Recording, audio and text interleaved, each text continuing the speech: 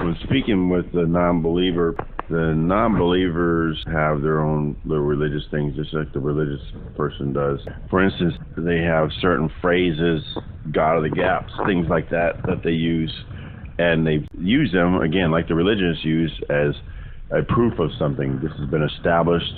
We applied a certain phrase that goes with it, and once they can fit something you say in under that label, then they don't have to really address it, just say boom.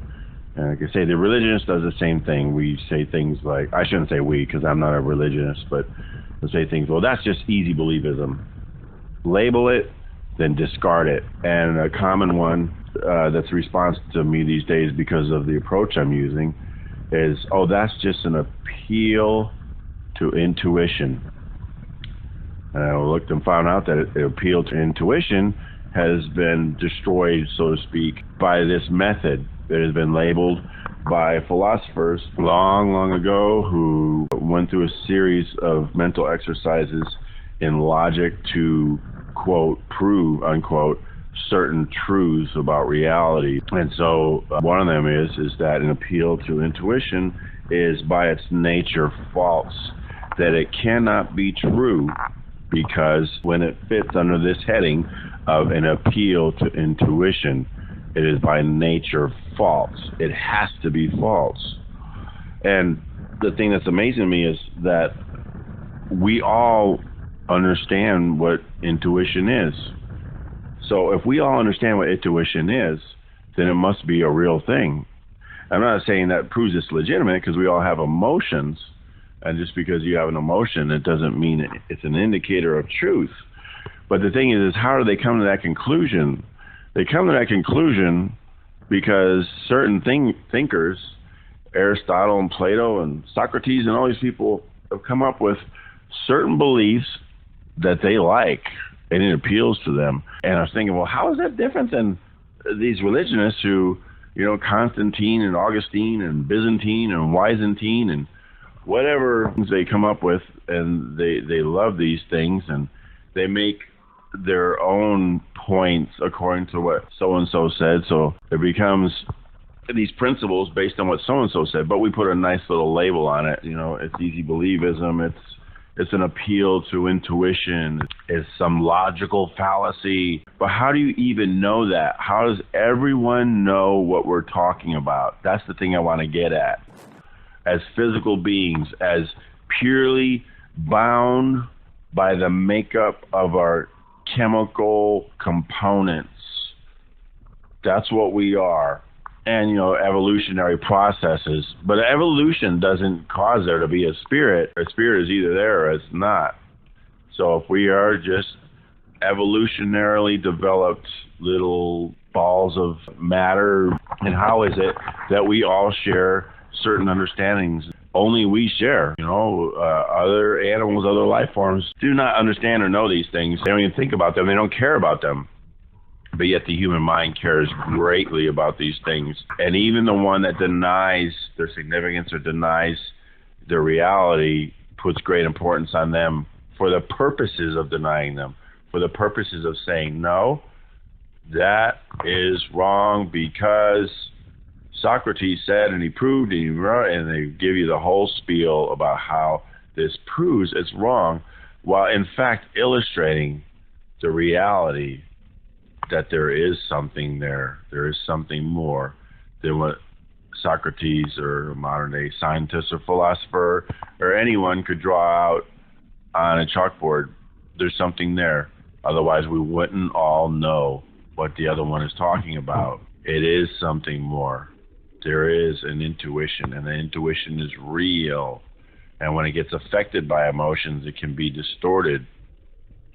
But when it's truly tapped into the one, the spirit who informs, the spirit who creates, the spirit who gives, the spirit who takes, then we can see more clearly that thing we all share. Yeah, we all share it, and we all distort it with our own emotions and our own beliefs and our own whatever it is. And insert thought process here. And even within the non-believing realm, there's different schools of thought on this belief system or that belief system. Some go for earth worship or witchcraft or this type of theism, atheism, or that type of agnosticism. There's all different levels.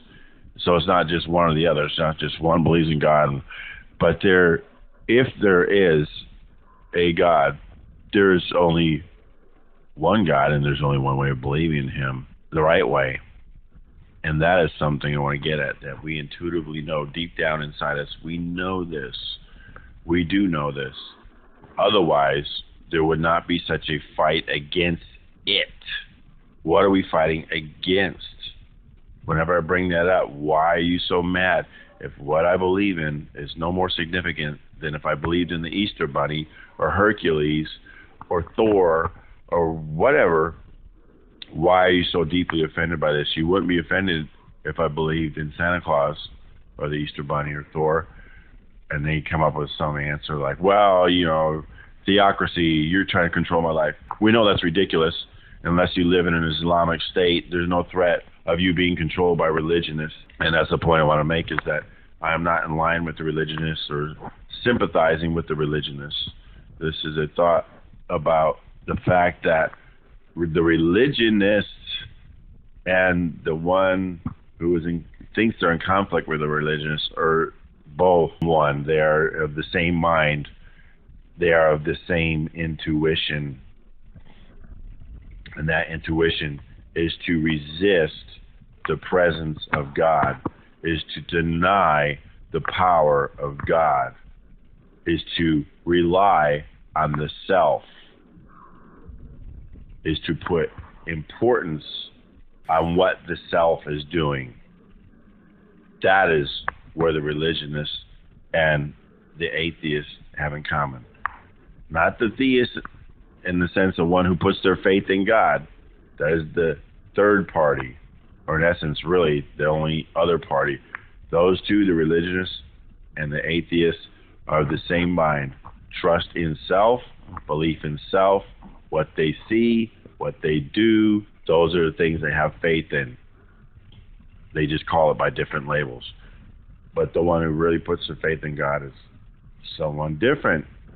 Is someone totally different than those two groups.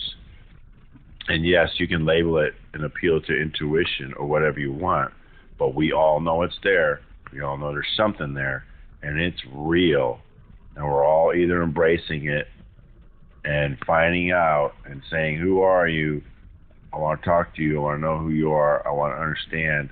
Or we're just saying, no, I know what I know because I can see what I can see, and I can hear what I can hear and understand and read, or whatever it is I put my faith in, and make it all about that, what I can have explained to me, more or less, on a chalkboard in an intellectual exercise, even though we know our spirit, there is something nagging us in our spirit that is informing us, that is telling us, no, there's something else here.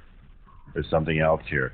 But because there's such a cacophony, there's just a total chorus of people willing to say, whether they're the religionists, the theistic religionists, or the atheistic religionists, there's just tons of people that are willing to sing your song and to confirm that what you see and what you hear and what you need confirmed to your eyes is true.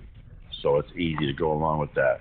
But to truly trust in the unseen that we all know is something neither group wants to do, whether they claim God or not.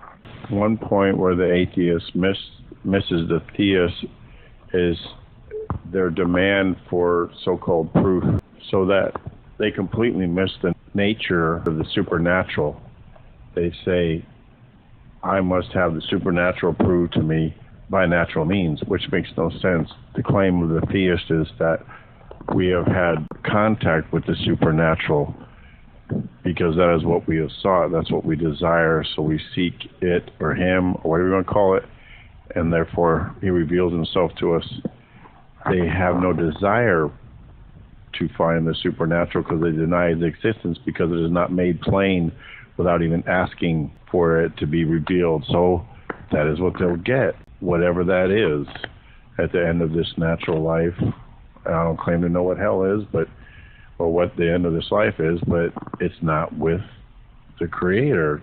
The Creator welcomes us, but he does reveal himself to us supernaturally. So if by definition you don't want to know anything about the supernatural and claim outright from the very beginning that there can be no such thing because he hasn't sought you out or had a tea with you or stuck his face out of the clouds, then you're not going to seek him. If you don't seek him, you don't find him.